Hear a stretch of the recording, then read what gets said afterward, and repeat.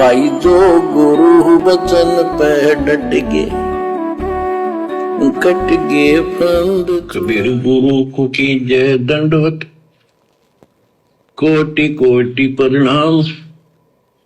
कीट न जाने भृंग को यो गुरु कर है आप समान। कबीर गुरु को कीजिए दंडवत कोटि कोटि प्रणाम। और कीट न जाने भृंग को यों गुरु कर ले आप समान। केवल गुरुजी को ही दंडवत है और हमने गुरुजी के जैसा बनना है। जैसे गुरुजी ने हमें एक अच्छा भगत होने की एक रिहर्सल करके दिखाई, स्वयं भगवान होते हुए, कबीर परमात्मा होते हुए, इन्होंने 650 साल पहले की तरह वर्तमान में 17 फरवरी 1988 को एक अच्छी आत्मा आदरणीय राम देवानंद जी को अपना मुंह बोला गुरु बनाया। आप और हमें एक अच्छे भगत बनने की ट्रेनिंग देने के लिए कि मेरे बच्चे मेरे भगत वाले जीवन को देखकर कुछ सीखें कि हमारे गुरुजी ने किस प्रकार से भगत की भूमिका निभाई, किस प्रकार से हमारे गुरुदेव का उनके गुरुदेव के सामने व्यवहार होता था, बोलना, चलना, उठना, बैठना। गुरुदेव ने सत्संग में बताया कि जब मैं आश्रम में जाता था तो मैं सबसे पीछे बैठता था, सबसे पीछे। ये सोचकर मेरे मन में भय होता था, डर होता था कि कहीं मेरे गुरुजी और मेरे बीच में ये काल किसी प्रकार का व्यवधान पैदा ना कर दे। कहीं मेरे नज़र के देखने के तौर तरीके में, मेरी जुबान से बोलने के तौर तरीके से, या मेरे किसी भी हाव भाव से, आचरण से मेरे गुरुदेव नाराज ना हो जाएं, मेरा जीवन नरक ना बन जाए। इसलिए परमात्मा डर कर सबसे पीछे बैठा करते थे।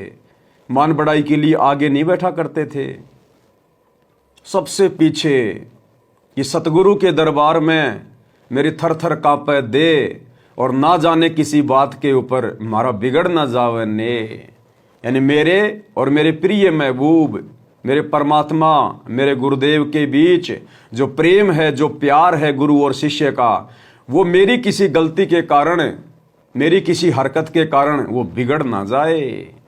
परमात्मा कहते हैं गुरु और शिष्य का रिश्ता कच्चे धागे की तरह होता है। और परमात्मा कहते हैं रईमन धागा प्रेम का मत छोड़ो चिटकाए। और वह टूटे से फिर ना जुड़े, और जुड़ भी गया तो गांठ पड़ जाए।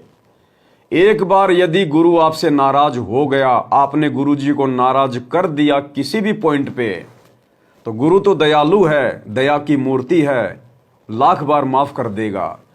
लेकिन जिस प्रकार धागा टूटने के बाद यदि गांठ लगा दी जाए तो भाई वो गांठ तो हमेशा खटकेगी, तो भाई फिर बात हमारी बनेगी नहीं।